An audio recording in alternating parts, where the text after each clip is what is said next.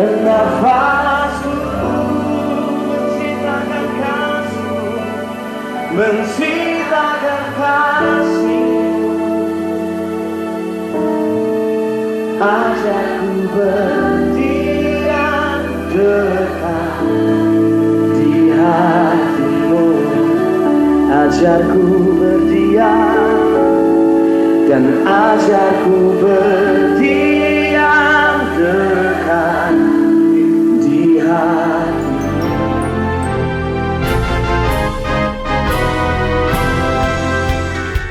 Shalom semuanya, kita berjumpa lagi dalam ibadah online Pesat Community. Saya percaya saat kita mengikuti ibadah ini, kita diberkati oleh Tuhan. Hari ini kita akan memuji, menyembah, mendengarkan firman Tuhan, dan berdoa. Ada beberapa tips mengikuti ibadah secara online. Pertama, konsentrasi. Fokus pada ibadah dan jangan biarkan perhatian Anda beralih ke hal yang lain. Kedua, ikut terlibat dalam pujian dan penyembahan. Mari hadirkan atmosfer surgawi di rumah Anda. Ketiga, buka hati dan perhatikan khotbah. Percaya bahwa hadirat Tuhan hadir di dalam rumah Anda. Dan keempat, mari ikuti ibadah sampai akhir. Jadikan rumah kita sebagai rumah ibadah. Selamat mengikuti ibadah. Tuhan Yesus memberkati. Shalom Bapak Ibu yang terkasih dalam Tuhan Yesus Kristus. Berjumpa kembali dalam ibadah online Pesat Community. Saya percaya kalau kita ada sampai dengan saat ini, itu semua karena anugerah Tuhan. Mengawali segala yang baik yang akan kita lakukan, mari kita datang menyembah Tuhan. Kita datang meninggikan Tuhan. Kita datang mengagungkan Tuhan. Karena hanya Tuhan yang layak disembah, hanya Tuhan yang layak diagungkan, hanya Tuhan yang layak terima setiap hormat syukur kita. Ketika kita mengutamakan Tuhan, maka kita percaya Tuhan akan bekerja melalui hidup kita dan memberkati setiap pelayanan kita. Mari saya mengundang kita, satukan hati kita, satukan pikiran kita, mari kita menyembah Tuhan pagi hari ini. Mari berikan yang terbaik buat Tuhan. Terima kasih Tuhan. Terima kasih buat kebaikan-Mu. Terima kasih buat anugerah-Mu. Terima kasih buat kasih setia-Mu, penyertaan-Mu yang sempurna bagi kami Tuhan. Kami percaya kalau sampai dengan saat ini kami masih ada, itu semua karena anugerah-Mu Tuhan. Untuk itu Tuhan, kami mau naikkan segala pujian kami, pengagungan kami kepadamu Tuhan. Karena Engkaulah yang layak terima setiap pujian kami. Engkaulah yang layak terima setiap hormat syukur kami. Karena Engkaulah pemilik hidup kami, penguasa hidup kami. Terima kasih Tuhan. Terima kasih Yesus. Terima kasih Roh Kudus. Bapa, kami datang menyembah-Mu. Bapakku datang menyembah-Mu di sini. Ku percayakan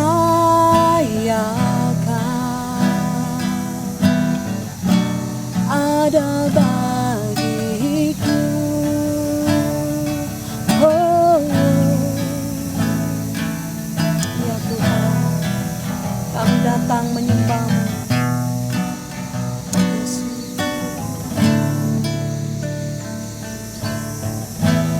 Bapakku datang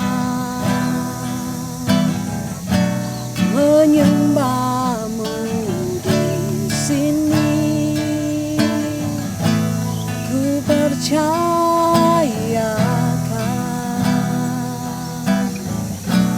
ada bagiku. Tak usah ku takut, sebab Kau sertaku. Tak usah ku bimbang, Kau di dalamku. Tak usah ku cemas, Kau penghiburku.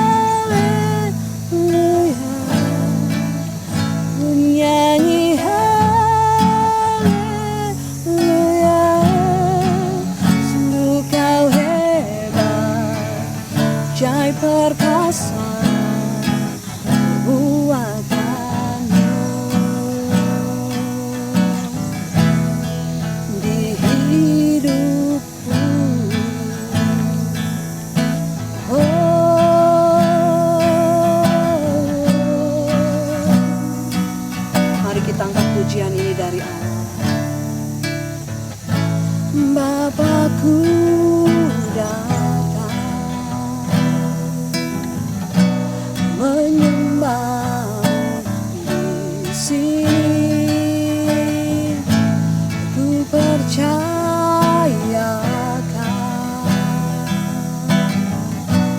ada bagiku. Tak usah ku takut, sebab kau sertaku. Tak usah ku bimbang, kau di dalamku. Tak usah ku cemas, kau penghiburku. Saat ku lemah, kau kuatku. Tak usah ku takut, sebab kau sertaku. Tak usah ku bimbang, kau di dalamku. Tak usah ku cemas, kau penghiburku. Saat ku lemah, kau kuatku. Ku nyanyi haleluya, ku nyanyi haleluya.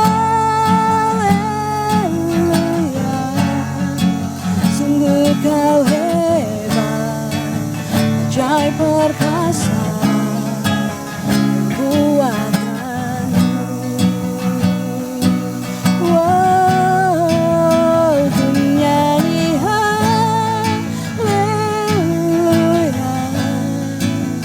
ku nyanyi haleluya. Sungguh kau hebat, ajaib perkasa perbuatanmu.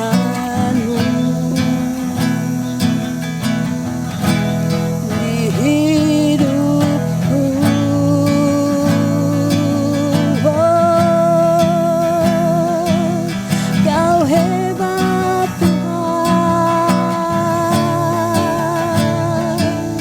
kau luar biasa.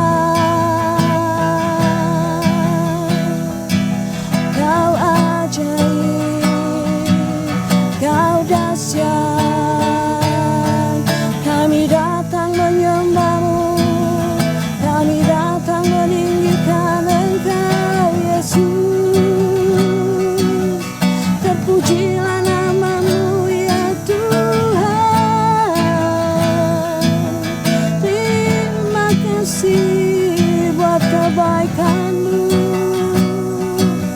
Terima kasih ya Tuhan buat kasih setia-Mu. Terima kasih buat anugerah-Mu, penyertaan-Mu bagi kami.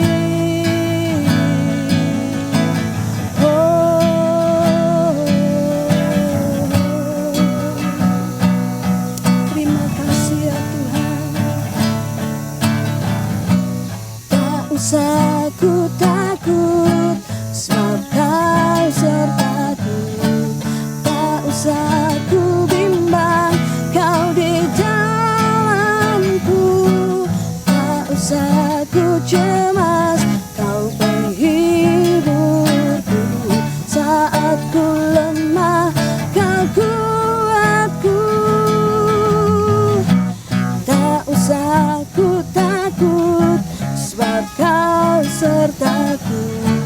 Tak usah ku bimbang, kau di dalamku.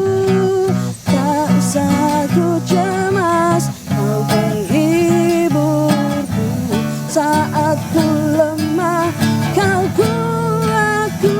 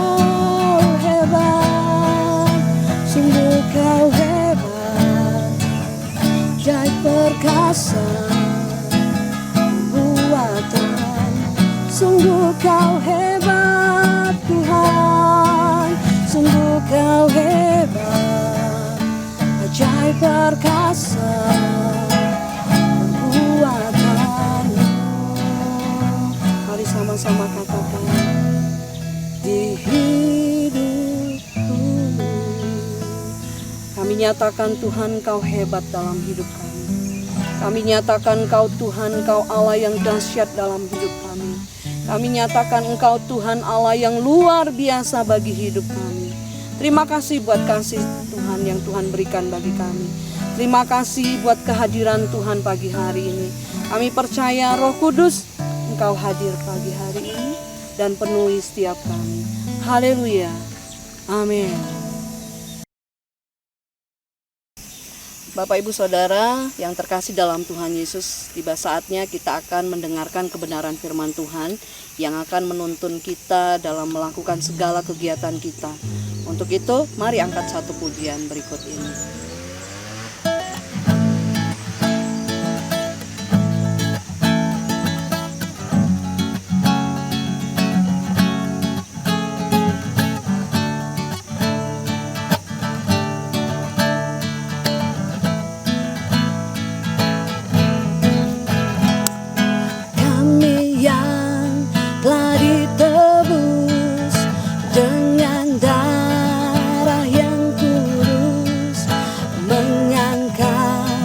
Pujian bagimu, oh kami bait kudusmu sebagai bukti karyamu, nyatakan Kau besar dan hidup.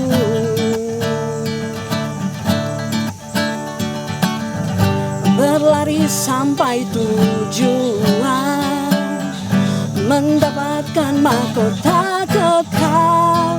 Kami terima kuasa-Mu Tuhan, kami terima kemenangan yang Engkau sediakan untuk kami bawa di setiap langkah. Dimanapun kami berdiri, kemanapun kami kan pergi, di situ pasti mujizat-Mu terjadi. Haleluya. Oh, Yesus Tuhan.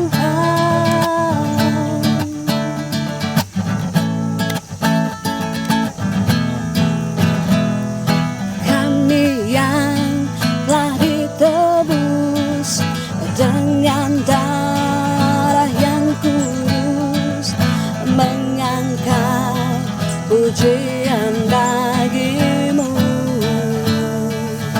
Kami bait-Mu, kami bait kudus-Mu sebagai bukti karya-Mu, menyatakan Kau besar dan hidup. Mari berlari sampai tujuan, berlari sampai tujuan,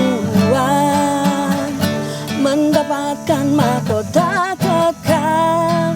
Kami terima kuasa-Mu Tuhan, kami terima kemenangan yang Engkau sediakan untuk kami bawa di setiap langkah. Oh, dimanapun kami berdiri, kemanapun kami kan pergi, di situ pasti mujizat-Mu terjadi. Yes, kami terima kuasa-Mu Tuhan, kami terima kemenangan yang Engkau sediakan untuk kami bawa di setiap langkah.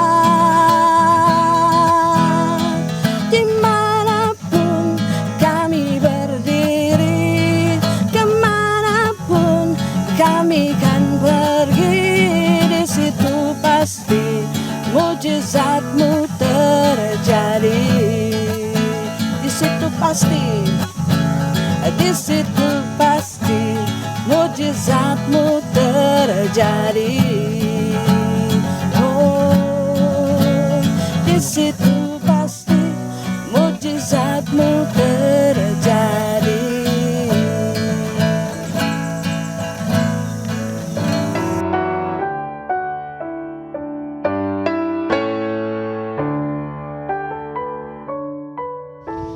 Halo Bapak Ibu Saudara sekalian, kita berjumpa lagi dalam ibadah komunitas Pesat. Pagi ini kita akan belajar bagaimana menjadi pemimpin yang inovatif. Inovasi adalah salah satu nilai yang disepakati menjadi nilai-nilai Pesat. Karena itu sebagai anggota komunitas Pesat kita sepakat kita akan menghidupi nilai-nilai ini. Bagaimana kita melakukan tugas-tugas kita, bagaimana kita melakukan pelayanan kita, bagaimana kita berhubungan satu dengan yang lain, bagaimana kita menyelesaikan masalah, maka nilai-nilai itu menjadi pedoman buat kita.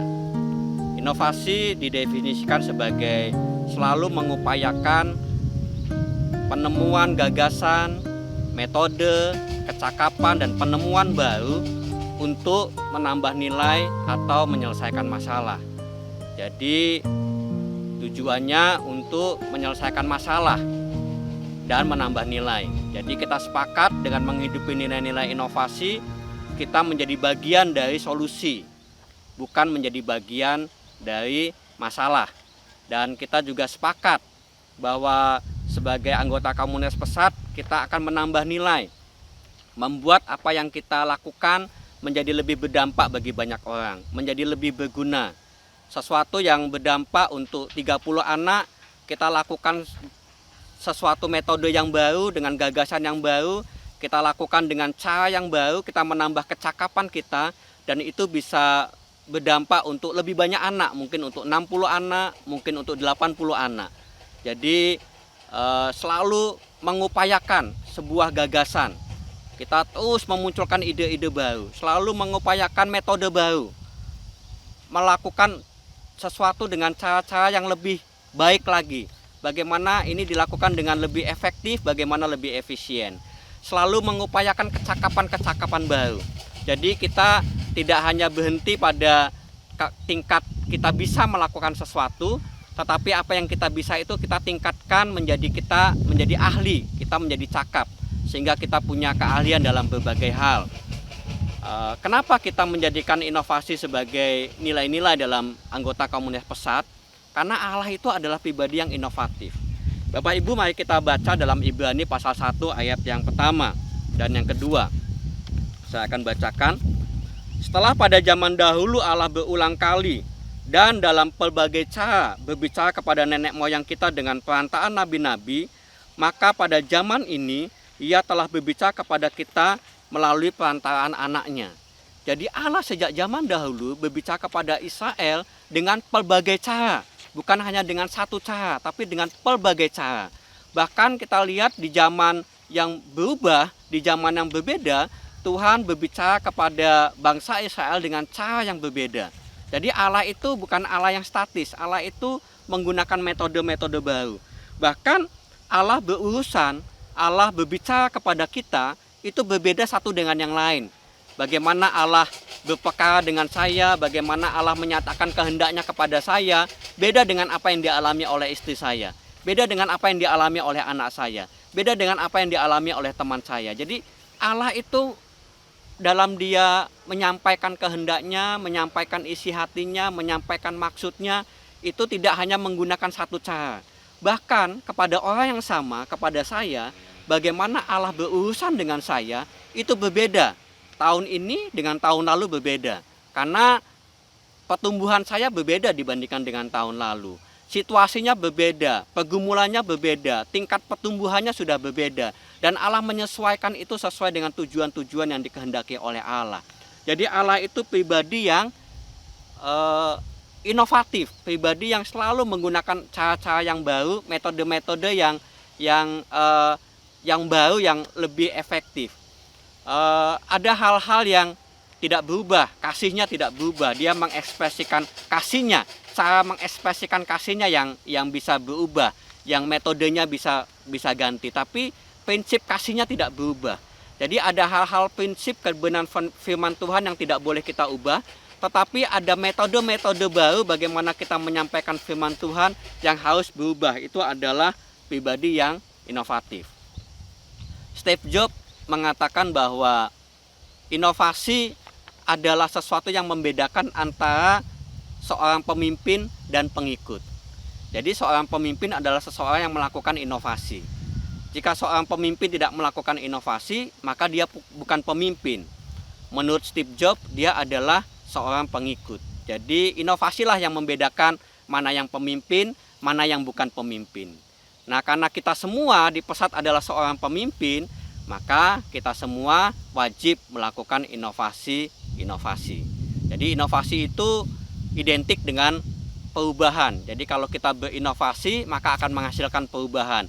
Ada tujuan-tujuan yang bisa dicapai. Jadi kalau kita sebagai pemimpin tidak melakukan perubahan, maka kita bukan pemimpin, kita pengikut. Dan lebih tajam lagi, Albert Einstein berkata bahwa apabila engkau melakukan sesuatu yang sama dengan cara yang sama berulang-ulang dan engkau mengharapkan hasil yang berbeda, engkau adalah orang gila. Jadi kalau kita melakukan sesuatu, kita pelayanan dengan cara yang sama, kita lakukan itu berulang-ulang dan kita mengharapkan hasilnya lebih baik, maka menurut Albert Einstein kita orang gila. Jadi kalau saya sebagai seorang suami, saya menjadi suami yang sama minggu ini, bulan lalu, tahun lalu, dan saya mengharapkan hubungan dengan istri saya menjadi lebih baik, maka saya adalah suami yang gila. Kalau saya menjadi seorang ayah dan saya menjadi ayah yang sama, dengan cara yang sama saya mendidik anak saya memuridkan anak saya dengan cara yang sama, bulan ini, tahun lalu, tahun sebelumnya, dan saya mengharapkan anak saya lebih dekat sama Tuhan, lebih bertumbuh, lebih taat. Menurut Albert Einstein, saya orang gila. Begitu juga kita dalam pelayanan kita.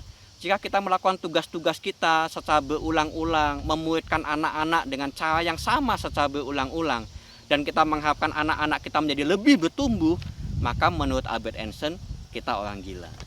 Jadi saya pernah menjadi orang gila sesuai dengan definisinya Albert Einstein. Dan saya berharap di anggota komunitas Pesat tidak ada orang gila sesuai dengan definisinya Albert Einstein. Bapak Ibu Saudara sekalian, mari kita buka Pengkhotbah pasal 1 ayat yang keempat. Pengkhotbah pasal 1 ayat yang keempat berkata, keturunan yang satu pergi dan keturunan yang lain datang, tetapi bumi tetap ada. Kata ada dalam terjemahan yang lain itu menggunakan kata sama. Jadi kalau pakai terjemahan yang lain dikatakan keturunan yang satu pergi dan keturunan yang lain datang, tetapi bumi tetap sama. Kalau kata keturunan saya ganti dengan kata angkatan, maka bunyinya akan demikian. Angkatan yang satu datang, angkatan yang satu pergi, tetapi bumi tetap sama. Hamba Tuhan yang satu datang, hamba Tuhan yang satu pergi, tetapi desa yang kita layani tetap sama. Nah, itu tidak boleh terjadi. Kenapa tetap sama? Karena angkatan ini, karena hamba Tuhan yang datang tidak melakukan perubahan, tidak melakukan inovasi. Kita tahu kitab Pengkhotbah itu kata yang paling sering muncul adalah kesia-siaan. Kesia-siaan, sia-sia belaka, segala sesuatu sia-sia. Lebih dari 30 kali kata sia-sia muncul dalam kitab Pengkhotbah. Mengapa sia-sia? Karena satu, tidak melakukan inovasi apa-apa, tidak ada perubahan yang terjadi. Yang kedua, mengapa sia-sia? Karena apa yang kita kerjakan itu selalu berkaitan dengan apa yang ada di bawah matahari, dengan apa yang ada di bawah kolong langit. Alkitab berkata, segala sesuatu yang kita lakukan dalam pelayanan, kita tidak berhubungan dengan kekekalan, tidak berhubungan dengan sesuatu yang sifatnya kekal, maka menurut kerajaan Allah itu adalah sia-sia. Jadi dalam kita melakukan tugas kita, dalam melakukan pelayanan, dalam kita melakukan inovasi, kita harus menghubungkan itu dengan kekekalan, dengan apa yang menjadi tujuan dari kerajaan Allah. Kita tidak boleh hanya melakukan sesuatu yang berurusan dengan hal-hal yang ada di bawah kolong langit, yang ada di bawah matahari, tapi kita harus berhubungan juga dengan apa yang ada di atas matahari, dengan apa yang ada di atas langit, yaitu Allah yang kekal, yaitu surga yang kekal. Dan satu-satunya yang bisa membawa manusia yang fana menuju kepada kekekalan adalah Injil. Maka dalam melakukan inovasi apapun, memberitakan Injil, menyampaikan Injil, membawa orang untuk mendengarkan Injil, diselamatkan, itu menjadi satu prinsip yang tidak boleh ditiadakan. Injil harus selalu ada dalam setiap inovasi yang kita lakukan. Jadi kita pengkhotbah berkata bahwa jika kita tidak melakukan apa-apa, jika kita tidak melakukan perubahan, jika kita tidak melakukan inovasi, bahkan dalam pelayanan kita sekalipun, maka apa yang kita kerjakan menjadi sia-sia. Jadi apa yang dikatakan Steve Jobs, apa yang dikatakan oleh Albert Einstein, apa yang dikatakan oleh pengkhotbah 1 pengkhotbah pasal 1 ayat yang keempat, itu membuat kita tidak bisa tidak kita harus melakukan inovasi. Tidak bisa tidak kita harus menemukan gagasan baru, metode baru, kecakapan baru, pengetahuan baru untuk kemudian bisa ada perubahan-perubahan yang kita lakukan. Nah, seperti apa sih tanda pemimpin yang inovatif? Setidaknya ada 5. Saya menemukan 5 pemimpin yang inovatif. Yang pertama, pemimpin yang inovatif itu adalah seorang pembelajar. Dia terus belajar, dia terus belajar, dia terus belajar. Ada orang bijak mengatakan, jika kita berhenti belajar hari ini, maka kita berhenti mengajar besok. Jika kita berhenti belajar hari ini, maka kita berhenti memimpin besok. Jadi pemimpin yang inovatif itu adalah seorang pembelajar. Dia selalu menambah pengetahuan baru. Dia selalu mengupayakan supaya wawasannya bertambah, supaya dia bisa mengidentifikasi masalah dengan lebih baik. Jadi seorang pemimpin yang inovatif, seorang pembelajar. Yang kedua, seorang pemimpin yang inovatif adalah seorang yang dia tidak puas dengan status quo. Dia tidak puas dengan status yang tidak jelas, status yang mengambang. Ini maju atau mundur? Ini menghasilkan atau tidak? Ini untung atau rugi? Selalu saja seperti itu. Jadi pemimpin yang inovatif, pemimpin yang tidak puas dengan status quo. Dia ingin maju, dia ingin terus maju, dia ingin terus maju, dia ingin menghasilkan sesuatu, dia ingin menghasilkan sesuatu, dia ingin ada perubahan yang lebih baik, perubahan yang lebih baik, perubahan yang lebih baik. Jadi pemimpin yang inovatif itu kadang-kadang orang yang tidak nyaman dengan kenyamanan. Dia menikmati satu kenyamanan sebentar saja, tapi dia segera bergerak meninggalkan zona nyaman untuk melakukan perubahan selanjutnya. Itu pemimpin yang inovatif. Yang berikutnya, pemimpin yang inovatif itu adalah pelaku perubahan. Dia bukan korban dari perubahan, dia pelaku perubahan. Dia juga bukan cuma ikut-ikutan dengan perubahan, tetapi dia melihat zamannya, melihat situasinya, lalu dia melihat apa yang akan berubah dan dia mulai melakukan antisipasi. Bahkan seorang pemimpin yang inovatif bukan hanya menyelesaikan masalah, dia tahu bahwa solusi yang dia lakukan hari ini mungkin hanya bisa berlaku untuk 1 tahun atau 2 tahun. Mungkin 2 tahun yang akan datang, dia sudah berpikir bahwa solusi yang saya buat tahun ini itu akan menjadi masalah untuk 2 atau 3 tahun berikutnya. Dan saya harus menyelesaikan masalah itu lagi. Dia juga bisa melihat bahwa ada potensi-potensi masalah yang harus diantisipasi. Saya harus mengantisipasinya untuk kemudian itu tidak menjadi kendala yang membuat saya tidak mencapai tujuan. Jadi pemimpin yang inovatif itu pelaku perubahan. Dia selalu menginisiasi, membuat inisiatif perubahan-perubahan untuk menjadikan sesuatu menjadi lebih baik. Yang berikutnya menurut saya, pemimpin yang inovatif itu adalah orang yang sering mengalami kegagalan. Kenapa? Karena dia mencoba sesuatu yang baru. Dia tidak takut gagal. Dia mengalami kegagalan, tetapi dia tidak putus asa. Gagal, lalu dia coba lagi. Gagal, lalu dia coba lagi. Dalam berbagai gagasan yang dia temukan, metode yang dia temukan, kecakapan yang dia temukan, lalu dia mencobanya. Ada yang berhasil, ada yang gagal. Ada yang menolong dia mencapai tujuan, ada yang kemudian dia menghadapi kendala. Tetapi pemimpin yang inovatif itu tidak berhenti. Dia terus maju. Jadi justru Bapak Ibu Saudara sekalian, kalau kita sering mengalami kegagalan, itu tanda-tanda baik. Karena kita sering mencoba hal-hal yang baru. Kalau kita tidak pernah gagal, jangan-jangan kita tidak mencoba hal-hal yang baru untuk melakukan perubahan. Jadi pemimpin yang inovatif adalah pemimpin yang mengalami kegagalan, tetapi dia mencoba lagi, dia mencoba lagi. Yang kelima, Pemimpin yang inovatif adalah memahami dengan sangat tepat apa yang menjadi tugas utamanya dan harapan pemimpinnya, dan dia berusaha untuk melakukan lebih daripada apa yang diharapkan. Jadi saya tahu persis, oh ini tugas saya, ini bidang saya, ini yang diharapkan oleh pemimpin saya untuk saya hasilkan. Dan kemudian saya berupaya untuk melakukan lebih daripada apa yang diharapkan oleh pemimpin saya. Berjalan lebih, extra mile. Jika ada yang memintamu berjalan sejauh 1 mil, berjalanlah dengannya sejauh 2 mil. Selalu melakukan lebih daripada apa yang diharapkan. Ini adalah pemimpin yang inovatif. Nah, Bapak Ibu Saudara sekalian, sekarang bagaimana caranya untuk kita bisa menjadi pemimpin yang inovatif? Yang pertama, mari kita buka dalam kitab Wahyu pasal 4 ayat yang pertama. Wahyu pasal 4 ayat yang pertama. Kemudian daripada itu aku melihat, sesungguhnya sebuah pintu terbuka di surga, dan suara yang dahulu telah kudengar berkata kepadaku seperti bunyi sangkakala, katanya, naiklah kemari dan aku akan menunjukkan kepadamu apa yang harus terjadi sesudah ini. Dikatakan naiklah kemari. Tuhan berkata kepada Yohanes, dan Tuhan berkata kepada kita semua, naiklah kemari, datang kepadaku, bersama-sama dengan aku, dan aku akan menunjukkan kepadamu apa yang akan terjadi sesudah ini.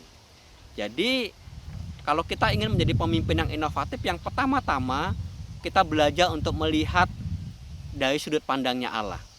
Melihat masalah yang kita hadapi, melihat pelayanan yang kita lakukan, melihat tugas-tugas yang kita lakukan, melihat anak-anak yang kita layani, melihat keluarga-keluarga yang kita layani, melihat masyarakat yang kita layani dari sudut pandangnya Allah, bukan dari sudut pandangnya kita. Karena sudut pandang kita terbatas. Bagaimana kita memandang, bagaimana kita merasa, bagaimana kita melihat itu sangat terbatas. Tetapi jika kita naik bersama-sama dengan Allah dan Allah menolong kita melihat dari sudut pandangnya Allah, maka kita akan menemukan apa yang Tuhan inginkan untuk kita lakukan buat mereka. Apa yang Tuhan inginkan untuk kita lakukan. Jadi Bapak Ibu Saudara sekalian, kita akan semakin tidak bisa melakukan inovasi kalau kita ada pada satu keadaan di mana kita berkata, ini bukan bidang saya, ini bukan tugas saya, ini bukan tempat saya ingin ditempatkan di tempat lain, tetapi pimpinan menempatkan saya di sini. Saya berdoa buat pulau lain, tetapi saya ditutus di pulau ini. Ini saya salah tempat, saya salah bidang, saya salah tugas, saya salah anggota tim, saya salah pemimpin. Jika kemudian kita terus-menerus membiarkan diri dalam keadaan seperti itu, maka tidak akan pernah ada inovasi yang kita hasilkan. Tetapi ketika kita melakukan apa yang Tuhan katakan, naiklah kemari, aku akan menunjukkan kepadamu apa yang akan terjadi sesudah ini. Ketika kita berkata kepada Tuhan, Tuhan, aku ada di sini, apa peranku? Apa yang Engkau ingin aku lakukan? Apa yang Engkau ingin kontribusiku buat kerajaanmu di tempat ini, di bidang ini saat ini? Maka Tuhan akan menolong kita untuk kita bisa melihat dari sudut pandangnya Tuhan. Tuhan akan menolong kita untuk menemukan peran kita. Tuhan akan menolong kita untuk menemukan kontribusi kita buat kerajaan Allah. Mungkin di tempat itu kita tidak lama, mungkin 2 tahun, mungkin 3 tahun. Tapi dalam batas waktu yang Tuhan tentukan, ada hal-hal yang kita lakukan. Dan ketika kita melakukannya bersama dengan Tuhan, ada inovasi-inovasi yang kita lakukan bersama dengan Tuhan, maka kapasitas kita juga akan meningkat. Pengalaman kita juga akan menjadi lebih kaya, dan kita menjadi lebih matang di dalam Tuhan. Dan kita menjadi lebih memiliki dampak bagi orang-orang yang kita layani atau bidang di mana kita ditempatkan. Jadi Bapak Ibu Saudara sekalian, saya percaya ada tempat dalam sejarah kerajaan Allah untuk setiap kita, di mana Tuhan sudah menyediakan peran dan Tuhan ingin kita berkontribusi buat kerajaan Allah di satu bidang, di satu tempat, di satu masa tertentu. Jadi langkah pertama adalah kita melihat dari sudut pandangnya Allah. Naiklah kemari bersama-sama dengan aku. Bagaimana kita mengupayakan keintiman dengan Tuhan, sehingga kita bisa melihat anak-anak dari sudut pandangnya Tuhan, sehingga kita bisa melihat keluarga-keluarga bagaimana Tuhan melihat mereka, sehingga kita bisa melihat masyarakat yang kita layani dengan sudut pandangnya Tuhan. Bagaimana Tuhan melihat mereka, kita ditolong oleh Tuhan juga untuk melihat mereka. Yang kedua, bagaimana kita bisa menjadi pemimpin yang inovatif, belajar untuk melakukan perubahan. Ya, jangan berdiam diri, belajar untuk melakukan perubahan. Melakukan perubahan kita bisa lakukan dengan 3 langkah. Yang pertama, kita membuat gambaran masa depan yang mau kita capai. Kita membuat target, membuat goal yang ingin kita capai. Mungkin untuk 1 tahun dari sekarang, mungkin untuk 2 tahun dari sekarang, mungkin untuk 6 bulan dari sekarang. Ada target yang kita mau capai, ada gambaran masa depan yang kita mau capai. Kita menuliskannya, kita membuat indikatornya, lalu kita datang kepada Tuhan. Tuhan, ini sesuai dengan sudut pandang yang Tuhan tolong aku lihat, ini yang aku mau capai Tuhan. Ini gambaran masa depan yang aku ingin lakukan, ingin capai bersama dengan Tuhan. Lalu yang berikutnya, setelah kita punya gambaran masa depan apa yang mau kita capai, kita coba untuk mendefinisikan realitas masa kini. Melihat situasi yang sebenarnya saat ini seperti apa. Lalu kita lihat, oh ini situasinya seperti ini, saat ini masih seperti ini. Jadi kita punya 2 hal. 1, ada gambaran yang mau dicapai. 2, ini situasinya sekarang seperti ini. Lalu setelah itu kita mulai membuat langkah-langkah. Oh, kalau situasinya sekarang seperti ini, gambaran yang mau saya capai, target yang mau saya capai adalah seperti ini, maka langkah-langkah yang saya ambil adalah 1, 2, 3, lalu kemudian bisa mencapai gambaran masa depan yang mau kita capai. Jadi, dan itu adalah tugas pemimpin. Dia mendefinisikan gambaran masa depan, dia mendefinisikan situasi masa kini, dan dia membawa situasi masa kini untuk menggenapi terjadi apa yang menjadi gambaran di masa depannya. Itu pemimpin yang inovatif, belajar untuk melakukan perubahan, bukan hanya untuk pelayanan kita, bukan hanya untuk tim kita, bahkan juga untuk diri kita sendiri juga. Kita membuat gambaran masa depan, 1 tahun dari sekarang saya ingin menjadi hamba Tuhan yang seperti ini. Saya ingin lebih cakap dalam hal seperti ini. Lalu kita kemudian melakukan langkah-langkah untuk menuju ke sana. Yang ketiga, pemimpin yang inovatif itu, bagaimana kita menjadi pemimpin yang inovatif adalah belajar menjadi manusia pembelajar. Jadi pemimpin yang inovatif itu adalah seorang pembelajar. Jadi kalau kita ingin menjadi pemimpin yang inovatif, ya kita menjadi manusia pembelajar. Baca buku, ikut seminar, ikut pertemuan-pertemuan, kita punya teman diskusi, lalu kemudian kita menambah pengetahuan baru dengan berbagai cara, nonton video dan sebagainya. Jadi menjadi manusia pembelajar. Dan menjadi manusia pembelajar itu dia menemukan sesuatu yang baru. Dia menemukan sesuatu hal-hal yang menarik buat dia. Ada penemuan-penemuan makna dalam hidupnya dan kapasitas pengetahuannya bertambah. Jadi jika ingin menjadi pemimpin yang inovatif, ya kita harus terus belajar. Yang keempat, apa yang mesti kita lakukan untuk kita menjadi pemimpin yang inovatif adalah kita belajar untuk jeli melihat potensi-potensi di sekitar kita. Jeli untuk melihat potensi-potensi.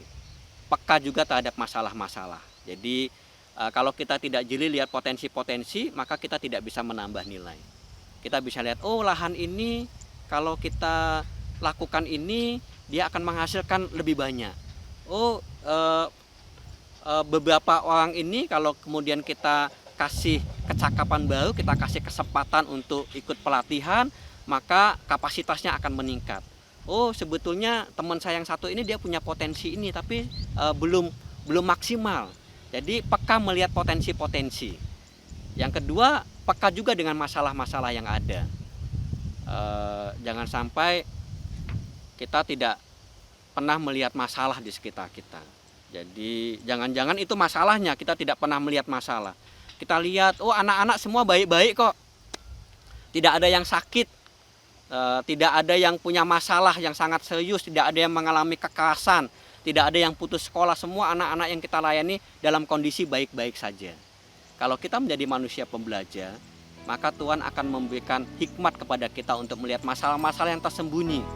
Kita lihat, anak ini memang baik-baik saja, tetapi dia belum terima Yesus sebagai Tuhan dan Juru Selamat secara pribadi. Anak ini memang baik-baik saja, tetapi lihat ayah dan ibunya melakukan pengasuhan yang otoriter, pengasuhan yang tidak baik, dan ke depan dia akan menjadi masalah.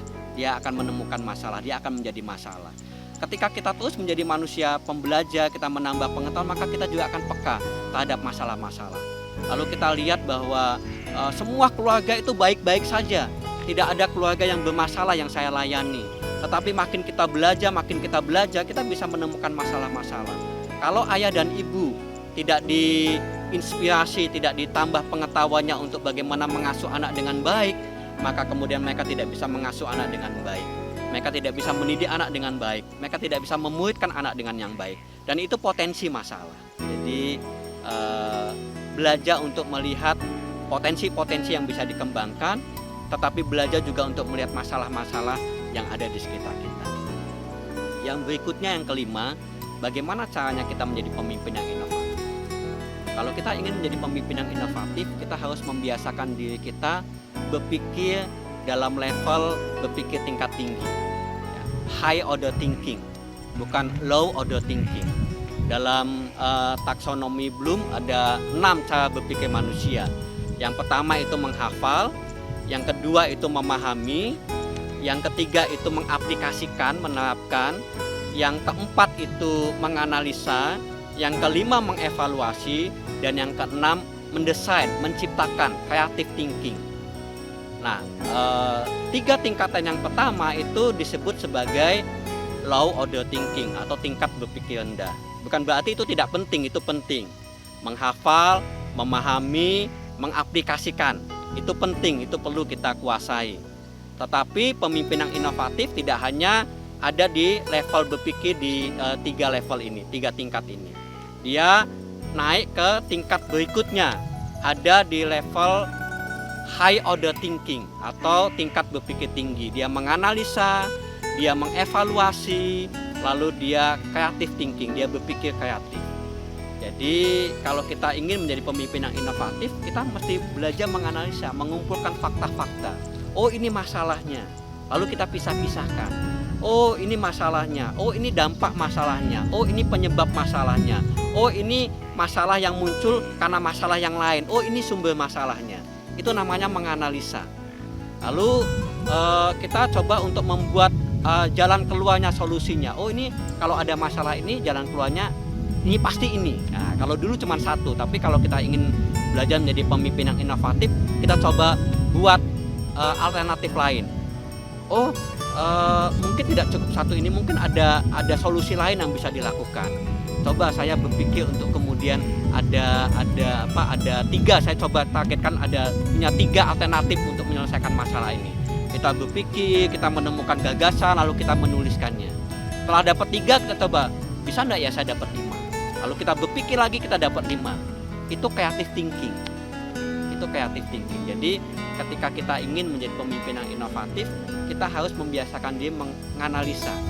Lalu kita mengevaluasi. Cara saya untuk mengelola admin TK selama sekian tahun ini, ada enggak ya cara-cara yang lebih efektif? Ada enggak ya cara-cara yang lebih baik? Itu mengevaluasi. Lalu creative thinking, menghasilkan sesuatu yang baru. Menemukan metode yang baru, menemukan cara-cara yang lebih efektif dan lebih efisien. Jadi kalau kita membiasakan diri melakukan hal ini, maka kita akan menjadi pemimpin yang lebih inovatif daripada sebelumnya. Bapak Ibu Saudara sekalian, Allah itu pribadi yang inovatif. Nuh pada masanya melakukan inovasi. Abraham melakukan inovasi. Musa bersama dengan Tuhan melakukan inovasi. Yusuf melakukan inovasi. Dia mengelola semua apa yang ada di rumah tuannya Potifar dengan cara yang lebih baik, dan dia mendapat kepercayaan yang lebih besar. Ketika dia ada di penjara, dia membantu kepala penjara untuk mengelola semua dengan cara yang lebih baik. Dia melakukan inovasi dalam manajemen di keluarga Potifar di penjara, dan kemudian dia ditugaskan untuk mengelola sebuah negara. Yusuf, pemimpin yang melakukan inovasi-inovasi bersama dengan Tuhan. Nehemia melakukan inovasi. Dan banyak tokoh-tokoh di Alkitab yang melakukan inovasi, melakukan perubahan bersama dengan Tuhan. Dan Tuhan ingin kita juga melakukan inovasi bersama dengan Tuhan, supaya makin banyak orang yang kemudian mengalami dampak dari surga, dampak dari hidup kita bersama dengan Tuhan. Tuhan ingin kita melakukan inovasi supaya kemudian kontribusi kita buat kerajaan alam menjadi lebih besar dan banyak orang diberkati oleh hidup kita. Selamat menjadi pemimpin yang inovatif. Tuhan Yesus memberkati. Bapak Ibu, kita sudah mendengarkan kebenaran firman Tuhan. Saya percaya setiap kita diberkati oleh Tuhan melalui kebenaran firman Tuhan. Dan saat ini kita akan bersama-sama menaikkan segala doa kita. Kita percaya ketika kita menyatukan hati, ketika kita menyembah Tuhan, ketika kita berdoa kepada Tuhan, maka Tuhan akan turun tangan menolong setiap kita. Mari kita angkat pujian. Terima kasih Tuhan. Terima kasih Yesus. Ya.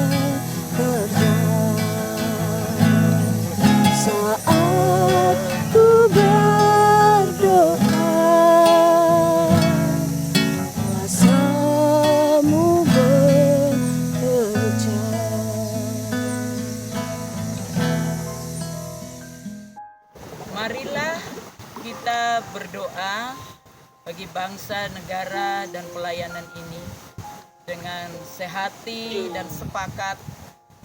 Percayalah Tuhan mendengar kita. Mari kita berdoa. Ya Tuhan Allah kami yang hidup, yang kami percayai di dalam nama Tuhan Yesus Kristus. Kami bersyukur kami masih ada lagi sebagaimana kami ada. Semua karena kasih karunia Tuhan. Terima kasih Tuhan Yesus. Engkau menolong kami dari hari ke hari sampai detik ini. Dan Engkau terus melanjutkan kasih setiamu atas kami. Tuhan Yesus yang baik. Kami bawa bangsa dan negara kami. Indonesia yang kami cintai Tuhan. Kami berdoa untuk pemerintahan kami, pemerintahan Joko Widodo. Tuhan kuatkan dan teguhkan hatinya dalam menghadapi pandemi COVID-19 ini. Tuhan beri dia hikmat, kemampuan, sehingga setiap keputusan-keputusan yang dibuat adalah bijaksana karena pengaruh dari Roh Kudus yang menolong dia, sehingga apa yang diputuskan itu membawa kebaikan untuk rakyat Indonesia.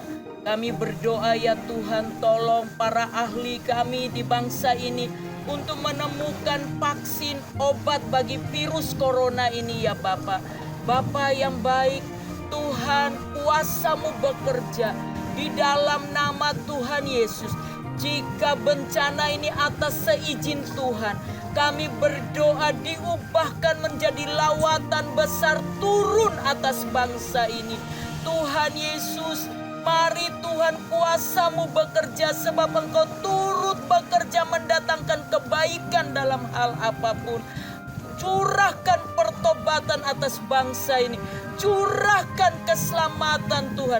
Bangkitkan gereja Tuhan untuk menjadi garam dan terang bagi bangsa ini. Menjadi alat Tuhan untuk menyatakan kesembuhan bagi bangsa ini. Di dalam nama Tuhan Yesus Kristus. Bapa yang baik, kami berdoa ya Tuhan, kuasa-Mu bekerja. Engkau telah pilih pesat, Engkau telah taruh kami di seluruh tanah air ini, dari Sumatera sampai ke Papua. Kami berdoa supaya dengan kekuatan Tuhan yang ada di dalam diri kami terus melayani orang-orang yang terpinggirkan, orang-orang yang terlupakan, terabaikan. Hati kami seperti hati-Mu Yesus. Kami tangkap apa yang menjadi kehendak-Mu bagi desa-desa. Kami berdoa ya Tuhan, kuasa-Mu bekerja atas kami ya Tuhan, supaya kami melakukan apa yang menjadi kehendak Tuhan. Pelayanan kami dalam ketepatan demi ketepatan dan percepatan untuk lawatan-Mu turun atas Indonesia. Tuhan, mampukanlah kami Tuhan Yesus, dari pemimpin sampai kepada semua komunitas yang ada.